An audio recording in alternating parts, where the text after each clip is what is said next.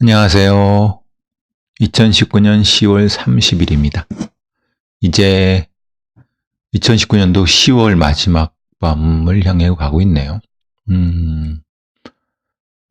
이용의 노래가 10월의 마지막 밤 이런 것도 있다고 하네요. 어제는 그 TBS 김지윤의 이브닝 쇼라고 하는, 원래는 이제 TBS 교통방송에서 하는 미숙이 기자가 했던 거를 이제 김지윤 박사, 김지윤이라는 사람이 넘겨받아서 하는데, 거기에서 이제 뭐 이런 사건 관련된 부분, 이런 부분을 할 것 같아요. 모르겠어요. 뭐 예, 계속 할지 아니면 몇 번 하다 말지 그건 잘 모르겠지만은, 어쨌든 어제 첫 그 녹음을 했어요. 원래는 보통은 대부분 생방송인데 저랑 같이 하시는 분의 사정이 있고 그래서 녹음을 했는데, 왜 이 말씀 드리냐면, 생방송 할 때는 제가 제 걸 못 듣죠. 근데 녹음하게 되면은 이제 뭐 운전하다가 라디오 듣는데 하필 또 그때니까 이제 쓱 듣게 됐는데, 이제 제가 제 목소리가 좀 울린다는 거를 느꼈어요. 그리고 제가 쭉 사건을 다루다 보니까 약간 좀 명확하지 않게 끝을 흐리는 게 좀 있는 것 같아요. 사실 저는 알고 있었지만은 실제로 또 들어보니까 그런 지적이나 뭐 이런 조언도 많이 들었지만, 그래야 좀 끊어서 얘기를 해야 될 것 같기도 하고, 좀 목소리가 울리지 않게끔 해야 될 것 같기도 해요. 어쨌든 어제 한 얘기는 이춘재 사건의 그 파성 8차 진범에 대한 얘기예요. 관련돼 갖고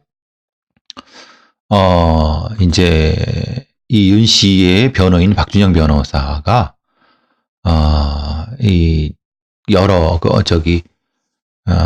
KBS 라디오 김경래 최강시사 인터뷰를 통해서 그런 얘기를 한 것 같아요. 그리고 이런 얘기를 했어요. 윤 씨의 재심을 준비 중인 박준영 변호사는 29일 최강시사 인터뷰를 통해서 반박 불가능한 이춘재의 자백이 곧 밝혀질 것. 11월 2일 SBS 그것이 알기 쉽다 방송 후 증거를 공개할 예정이라고 얘기를 합니다.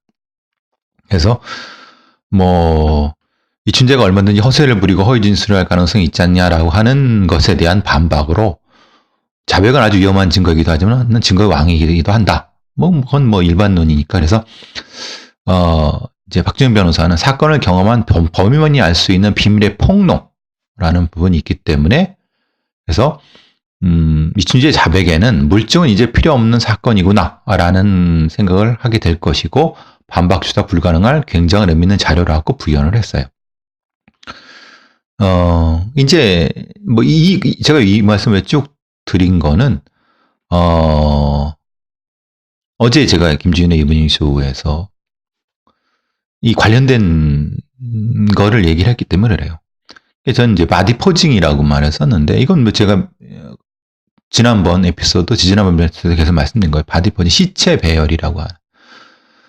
아마도 이춘재는 크게 이제 그 사건을 직접 경험하지 않고는 얻을 수 없는 그 부분에 대한 것이라고 바디 포징하고, 사실은 방송에서는 말씀드리기는 어려웠던 부분은 뭐냐면, 피해자의 신체 안쪽에 무엇인가 특이한 어떤 예를 들면 뭐 점이라든가 아니면 뭔가 이제 흉터라든가, 그거는 사실 부모도 잘 모르잖아요. 부모도 알 수도 있죠. 근데 부모도 사실은 모를 수 있는 부분인 거죠. 뭐 적어도 중학생 정도의 그 아이의 몸, 그것도 내밀한 곳에 그 부분을 알 수가 없으니까. 근데 이제 그 부분의 어떤 특징을 얘기하면서, 그러면서 이제 바디 포징, 그러니까 즉 범죄를 행하고 그 과정과 결과에서 어떤 뭐 이렇게 포즈를 취하게 하는, 저는 한 두 가지 정도라고 생각을 해요. 처음에, 그러니까 이제 실제로 방송에서 말할 수 있는 건 바디 포징이지만, 왜냐면 뭐 시신에 어떤 특정한 신체적인 특징 이런 부분들은 방송에서 말씀드리기 어렵잖아요. 뭐 이거는 어쨌든 관련된 가족들도 있고 그러니까. 근데 유튜브니까 조금 편하게 말씀드리는 건 그런 부분이 있는 거죠. 두 가지 중에 두 가지가 다 가능할 거라고 저는 봐요. 그러니까 이춘재가 그런 얘기를.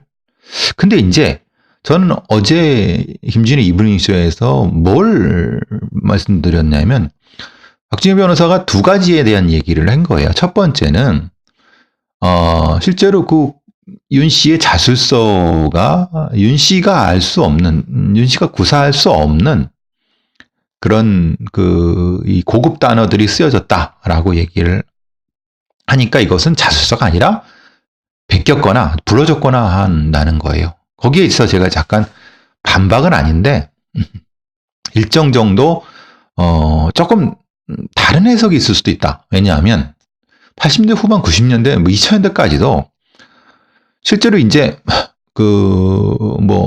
피의자나 조사받는 사람이 글을 모르거나 무학이거나 아니면 그런 부분에 대해서 사실은 좀 많이 부족한 경우는 실제로 경찰들이 이런 형태를 대신 써갖고 베껴쓰기 하거나 아니면은 불러줘갖고 이렇게 얘기하고 이게 맞지?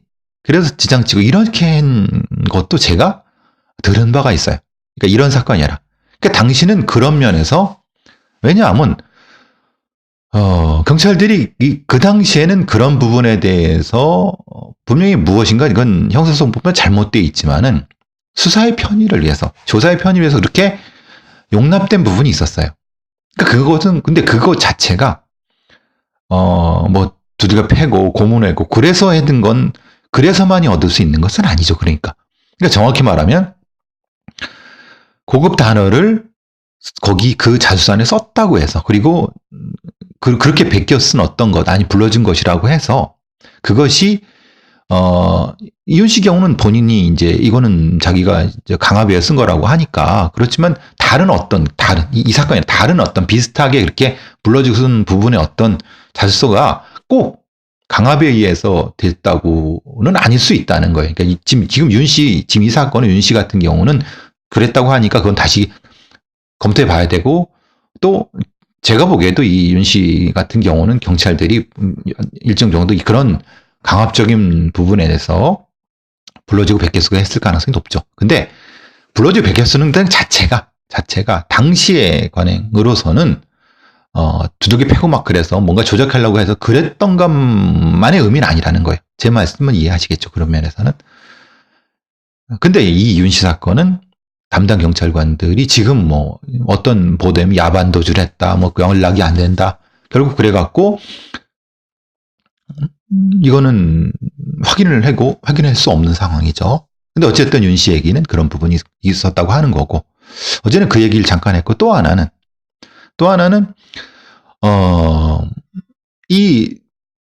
이춘재 같은 대단히 하이 클래스의 범죄성이 높은 사이코패스 연쇄살인범 같은 경우가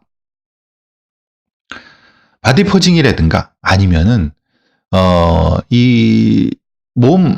피해자의 몸의 특징이라든가 이런 부분들은 본인이 아니면 경험할 수 없는 부분, 범인이 아니면 분명히 존재하죠.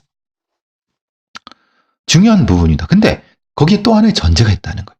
뭐냐면 당시 조사한 즉 이춘재가 분명히 이 사건 관련돼서 조사를 받았어요. 그러니까 한 2번, 3번 정도라고 얘기해. 2번 혹은 3번 정도라고 얘기를 해요. 근데 공식적인 기록만, 그러니까 기록에 남아있는 것만. 근데 문제는 이거를 한번 생각해 봐야 된다는 거예요. 그러니까 예를 들면은 윤 씨나 박준희 변호사의 말대로 당시에 그 수사관들이 강압적이고 무엇인가를 계속 뭔가 없는 걸 만들어내려고 막 그랬다고 하면은 윤 씨가 아니라 이춘재도 그렇게 시도했을 수 있다. 그러니까 윤 씨가 분명히 약간 범죄 성향이 보이고 예를 들면 그 이전에도 분명히 문제가 있었을 거니까 그러면 이춘재를 좀 범죄로 만들려고 그랬다고 뭘 하겠어요? 그러니까 조사하면서 암시를 줬을 수 있단 말이에요. 어떻게 포징이 돼 있고 예를 들면 제 신체적 특징에 대한 얘기도 직접적으로 얘기했다는 건 아니고 그럴 가능성이 분명히 있다는 거예요.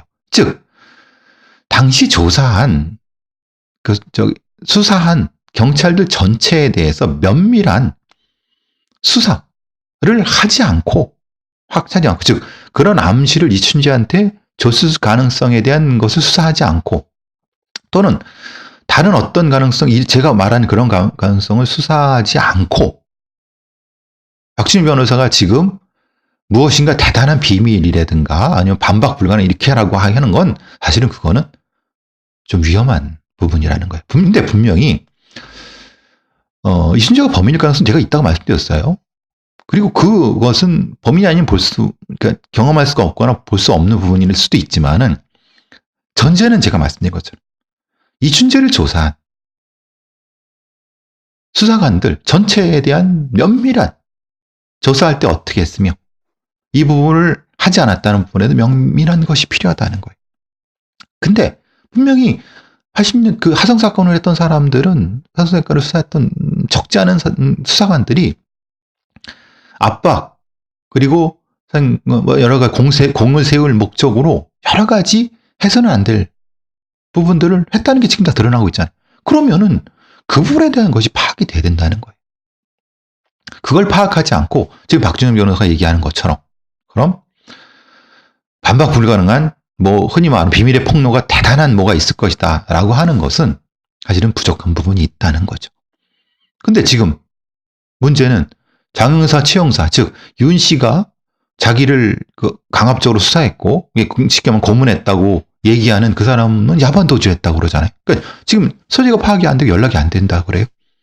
그럼 다른 수사관들은 어디 있는지 그 사람들 조사를 면밀하게 안 했다.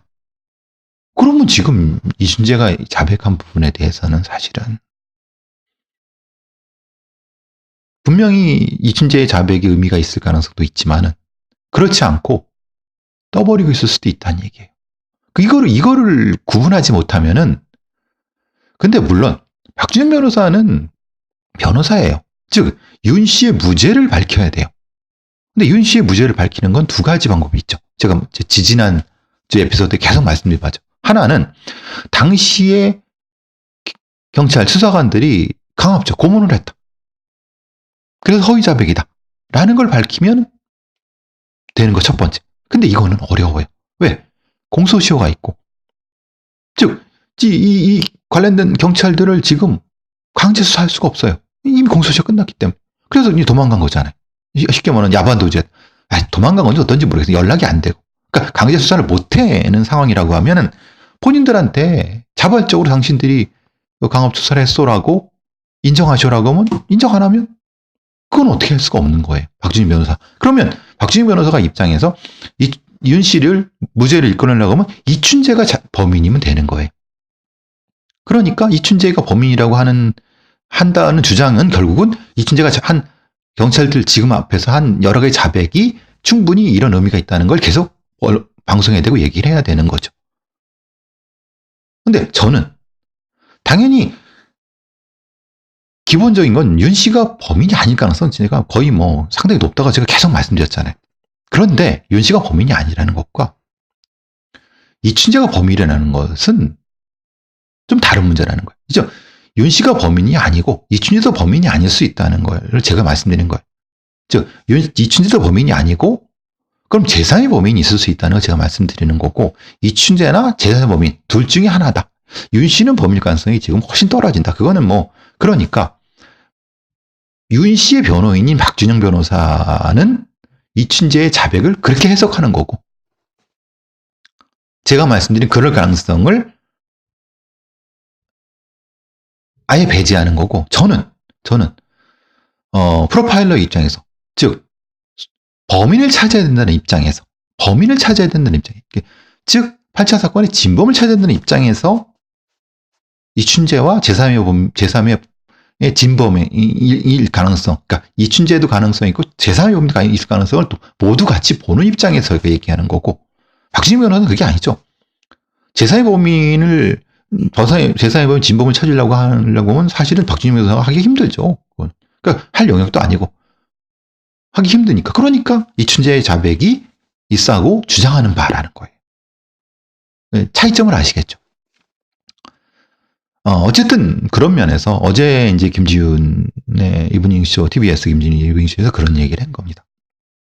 즉 이거는 명확히 해야 된다. 그리고 아까 말씀드린 두 가지 부분에 대해서도 명확히 한다.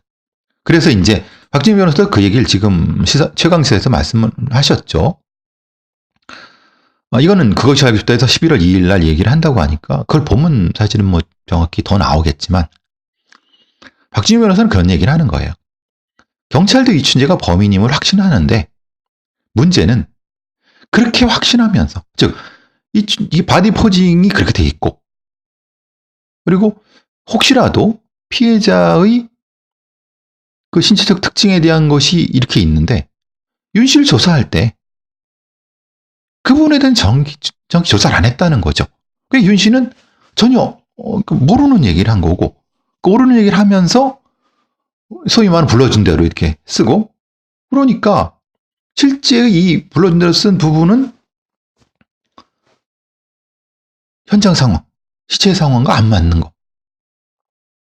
그러니까 경찰도 이거를 알기 때문에 경찰 수사의 문제 때문에 같이 밝혀야 하기 때문에 빨리 발표 못하는 상황이라고 박준희 변호사는 얘기하고 있어요. 주장하고 있는 거죠. 즉 지금 이춘재가 지금 이 상황을 얘기하면 결국은 경찰은 이 상황에 대해서 실토를 해야 되는 상황이죠. 당시의 수사가 뭐 개판이었고, 그 어떤 누구누구는 어떻게 돼서 갖고, 그럼 담당 수사팀장, 그걸 결재했던 그 경찰서장, 그 위에 누구, 그리고 그거를 그 공으로 이제 승진까지 한 누구들 관련된 거 다, 검사는 왜 그랬나 이런 거 다, 그리고 현장 검증은 왜 그랬나 다 나와야 되는 상황이기 때문에 경찰도 발표를 못하는 상황이라고 박진미 변호사는 얘기하고 있는 거고, 저는 이제 그런 생각을 하는 거죠. 다시 말씀드린 거는, 이거는 박준영의 입장, 박진미 변호사의 입장과 저의 입장은 다르다. 이 사건의 진범을 찾아야 된다는 입장과 박준영 변호사는 윤 씨의 무죄를 밝히는 입장은 다른 부분인 거죠.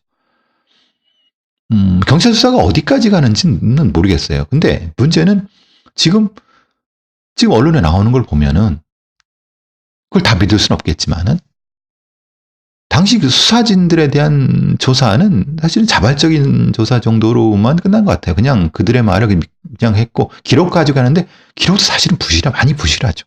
원본은 아예 없고 사본이 있는데 사본도 다 있다. 저는 그렇게 생각하잖아요. 이게 송치하게 되면 그 기록들을 이렇게 취합해서 그 원본을 보내고 그걸 복사해 놨다는 거예요. 그럼 그 모든 걸 다 아니죠? 필요한 부분만 했죠.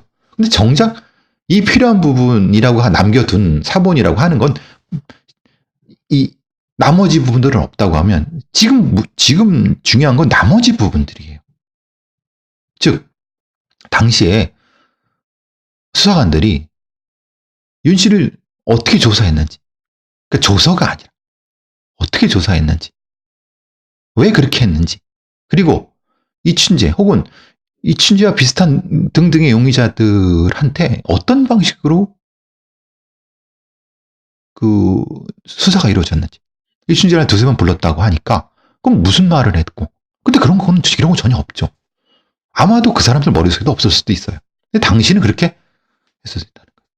그 차이를 저는 말씀드리려고 하는 거예요. 그런데 이 사건을 조금 더 왜 제가 계속 이 얘기를 하냐면, 요 현장 상황과 지금 말씀드린 시체의 특정한 상황에 대한 걸 전체적으로 크라임 리컨스트럭션을 해보면은 의외로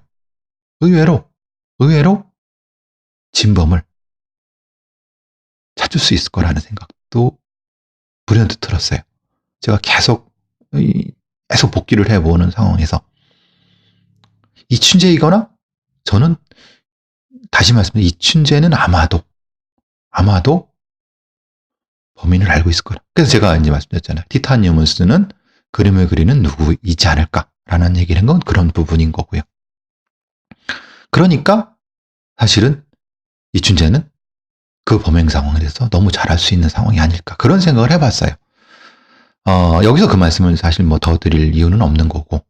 어쨌든, 김진희 이브닝쇼에 출연해갖고, 글쎄, 그게 더 계속 뭐 갈지 어떨지 모르겠어요. 한번 시간 되시면, 화요일 날 오후에 하니까, 김진희 이브닝쇼, 교통방송에서. 가끔 한번 들어주세요. 지금 라디오는, TV는 이제 안 하려고요.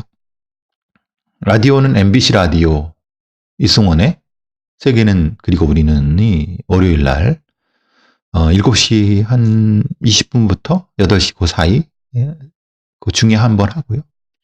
화요일 날 또 비슷한 시간에 7시 한 20분부터 8시 사이에 TV 교통방송 하고 오늘 수요일은 좀 이따 이제 할 거 오태훈의 시사본부 1시부터 1시 한 반까지 하는 거 그거 아는 경찰 3개 정도만 다른 건 현재 TV는 자 어제 뭐 다른 건을 한번 넘어가 볼까요? 어제 이제 알릴레오 우리 유시민 이사장의 그걸 좀 봤어요. 사실 뭐 이제는 뭐 제가 뭐 조국 사건이나 뭐 이런 사태 이런 거를 언급하는 건 적절하지 않은데 근데 알릴레오에서 유시민 이사장이 한 얘기 중에 제가 조금 이건 뭐 보강이라기보다는 제 느낌을 좀 말씀드리려고 하는 거는 그러니까 유시민 이사장은 지금 현 정권 내에 힘 있는 사람들을 많이 알고 또 뭐 노무현 정권 내 핵심이었기 때문에 그러니까 아마 윤석열 검찰총장의 그 뭐 내사 관련된 부분에 대해서는 아마 유시민 이사장의 말이 그게 다 맞다고 볼 수는 없지만 정황상은 유시민 이사장의 말이 그 논리상으로 맞다고 보는 게 맞겠죠. 그리고 검찰총장이 이걸 내사했냐 안 했냐의 부분에 대해서 지금 논란이 되는 거잖아요. 근데 거기서 이제 제가 좀 말씀드리려고 하는 게 그런 거죠. 여기서 이제 유시민 이사장이 언급했던 대검 안에 있는 범죄정보기획관, 지금은 수사정보기획관 뭐 이렇게 되어 있는 건데, 거기에 그 기능에 대해서 조금 착각하신다고 할까? 아니면 조금 기능에 대해서 잘 그 오해라고 할까? 아니면 조금 메커니즘을 잘 모르신다고 할까? 아니 뭐 잘 아실 수 있겠지만 예를 들면은 경찰 내에는 정보 경찰들이 있습니다. 그래서 지난 말씀드렸잖아요. 정보 경찰을 광수대처럼 운영할 뭐 이렇게 그게 저의 의문과 연결이 되죠. 왜 조국은 민정수석이었을 때 분명히 정보경찰들 일을 이용해서 소위 말하는 고위공직자의 인사청문회 이 자료들을 거기로 의존을 했는데, 그러면 일정 정도 그 정보경찰과의 그 연결선이 존재했을 건데, 근데 왜 본인이 관련된 그 법무장관의 생각을 가지고 있었다면 분명히 그 부분이 약점이 될 거를 생각했는데 왜 그랬을까? 저는 그때 얘기했던 거는 이 앞에 제 에피소드를 들으신 분들은 이 팟캐스트라든가 유튜브에 제가 무슨 말하는지 아실 거예요. 그래서 정보경찰들이 뒤통수를 쳤다. 아니면 뭔가 조국이라는 사람이 속았거나 아니면 뭔가 좀 자만하지 않았나. 이런 생각을 했는데 제 생각을 지금 유시민 이사장의 얘기와 연결시키면은 아구가 맞아 들어가는 것 같아요. 왜 그랬는지. 그 설명을 드리는 건 그런 거죠. 정보경찰들이 각 경찰서마다 존재하고 지방청에는 아주 일부 있지만은 이제 광수대를 운영하지 않고 왜 그러냐면은 이 기존의 권위주의 정권, 이명박 정권, 박근혜 정권, 아니면 그 이전의 정권에서 연결되는 얘기는, 대검 범죄정보기획관이 있지만은, 흔히 말하는 유시민 이사장이 얘기한 것처럼 그 사람들이 직접 뭔가 이렇게 뭐 카드를 뭐 내역을 확인했는데 이런 부분들을 직접 하느냐? 저는 그렇다고 생각하지 않아요. 그 사람들도 할 수 있겠지만 대부분은 기존의 어떤 이 사람들의 운영 관행은 그 지역, 말하자면 전남지방경찰청의 전남 전북 충북 이렇게 돼 있는 거기에 흔히 말하는 정보조정관, 국정원에도 있고 기무사도 있고 경찰도 있고, 근데 경찰이 좀 인원이 더 많죠. 정보경찰들이 있으니까 거기에 이제 이 정보조정관들이 이렇게 가는 겁니다. 그게 가는 든 어쨌든 뭐 지검에 누구든 이렇게 그 사람들이 그 정보경찰들이 물어오는 것들 아니면 그렇게 해서 필요한 부분들을 이렇게 해서 먹어갖고 대검 범죄적 무역관 이게 취합을 하는 부분이라는 거예요. 그러니까 유시민 이사장이 얘기한 것처럼 직접 범죄정보 기업관에 있는 검사나 거기 있는 뭐 수사관들이 직접 뭐가 이렇게 그건 그럴 인력도 그렇게 없고 그게 기껏해야 3, 40명인데 어떻게 그걸 하겠습니까? 근데 가능한 부분들은 일부는 그렇게 직접 할 수도 있죠. 정보라는 건 어떤 형태로 유통되는지는 차원이 여러 가지 차원이 있을 수 있으니까. 그러니까 제가 왜 이런 말씀 드리려고 하냐면 내사라고 하면 좀 어쨌든 내사라고 하면 거창하고 뭔가를 뭐 이렇게 좀 직접적으로 이제 이렇게 뭔가 액션을 한다는 그런 개념이지만은 정보를 다루는 사람들은 늘 그런 것들을 주고받고 모아놓고 계속 합니다. 그러니까 말하자면 이런 거죠. 윤석열 검찰총장이 검찰총장이 됐어요. 딱 이 명장 받고 이명장 받기 전에라도 딱 하면 다양한 정보 관련된 부분들을 대검찰청 간부들이라든가 이 정보기관은 다 가져오겠지 않겠습니까? 쫙. 근데 이런 부분을 밑에 그럼 이거 좀 조금 더 좀 정리해봐. 그러면은 당연히 이 범죄정보기관들이 정보경찰들을 그쪽에서 쭉쭉쭉 뽑아갖고 하는 부분들이라는 거죠. 근데 거기서 이제 문제가 생겼다는 거예요. 제가 보기엔. 즉 정보경찰 쪽이나 다른 쪽에서 이제 모아지다가는 과정에서 즉 정보 소스가 경찰 쪽에서 나오거나 다른 쪽에서 나와서 검찰에서 취합이 되고 그 취합된 게 검찰총장한테 보고가 됐다고 하면은 지금 유시민 이사장은 얘기하잖아요. 아니 내사가 불법도 아닌데 왜 얘기를 하지 않느냐라고 대검한테 이렇게 얘기를 하는 거는 만약에 그걸 우리가 내사를 했다. 아니면 뭔가 정보를 이렇게 했다. 그럼 정보가 어디서 왔는가를 이렇게 좀 얘기도 해야 되잖아요. 근데 그게 타고 올라가다 보면 이상한 데 가면은 거기에 대한 책임을 혹시라도 질 수도 있다고 하면 검찰 쪽에서는 그냥 무시하거나 안 했다고 하거나 그럴 수도 있다고 그랬을 가능성이 있다는 거예요. 그러니까 제가 아까 말씀드린 그런 부분에 대해서 뭔가 거기서 막히지 않았을까 이런 생각이 드는 거예요. 이게 어제 갈릴레오 전체를 다 들으면서 이승환 씨 나온 것도 보고 이제 이 부분 내사 관련된 부분도 들으면서 저는 이제 막혔던 게 좀 뚫리는 느낌이었어요. 제가 알고 있는 것과 제가 이전에 이해하고 있는 것과 그 메커니즘과 유시민 이사장이 뭐 얘기했던 부분을 좀 여러 가지 섞어 보니까 이건 분명히 그랬을 수도 있겠다라는 생각이 드는 거죠. 그거는 뭐 어쨌든 지금 뭐 유시민과 대검의 그 검찰의 싸움이니까 저는 뭐 거기에 뭐 끼어들고 싶지도 않고 뭐 그래들 주제도 안 되고 근데 대충 이해는 되는 것 같아요. 그러니까 이제 상황이 이해는 되는 것 같아요. 왜 그랬는지에 대한 부분은 어쨌든 뭐 상황 전개되는 거에 따라서 한번 좀 다시 한번 물론 어떻게 전개될지는 좀 궁금하지만 지켜보도록 하죠. 좀 황당한 사건 두 개를 사건이라기보다는 머니투데이에서 이런 기사가 났어요. 직업의식 잃은 몰카 범죄자들. 경찰관, 소방관, 소종사라고 해요. 그러니까 미 CNN이 미국 사우스웨스트 항공 조종사들이 화장실에 몰카를 설치했다라고 하는. 그럼 왜 이렇게 직업도 탄탄하고 오히려 사람들한테 봉사하는 입장에 있는 사람들이 어떻게 이런 성범죄를 하느냐. 이런 성범죄, 이 흔히 말하는 관음증 성범죄의 기본적인 범죄 심리 메커니즘을 몰라서 하는 소리예요. 즉 일종의 상당히 이 권리를 가지는 타인을 이 힘으로써 조정할 수 있고 그것을 제압할 수 있는 특정한 직업을 가지고 있는 사람들은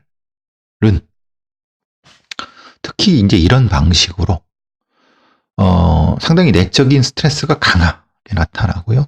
그 강한 내적인 스트레스를 이 해소하기 위해서 가장 짜릿하고 긴밀도가 높은 방식의 수단을 통해서 그 스트레스를 해소합니다. 그럼 당연히 불법적인 거죠. 예전에는 흔히 말하는 이 관음증, 그 수단도 여러 가지가 합니다. 근데 지금은 기계적으로 카메라라든가 이런 것이 있었기 때문에 그런 식으로 범죄가 진행이 되는 거죠. 경찰관, 소방관, 판사, 검사, 교사 따르지 않을 것 없습니다. 근데 특히 그런 직업들 인간 관계에서 높은 스트레스 요인을 가지고 있는 직업군에서 특히 많이 나타난다고 보시면 됩니다. 이거는 제가 이전에 관련된 부분에서 한 에피소드를 한번 찾아보시면 도움이 되실 거라고 생각하고요. 이 경찰 관련된 중에 하나는 참 요즘은 이런 경찰관이 없는데 라는 생각이 친밀하다고 머리를 툭툭 때렸대요. 한 경찰 간부가 후배들의 머리를. 아유, 이건 진짜 또라이입니다. 그래서 종로경찰서 경비과의 무슨 간부라고 하는데 안 되죠. 이건 처벌을 받아야 됩니다. 기본적인 생각이 없는 인간이죠. 절대 손도 대면 안 되고 말도 조심해야죠.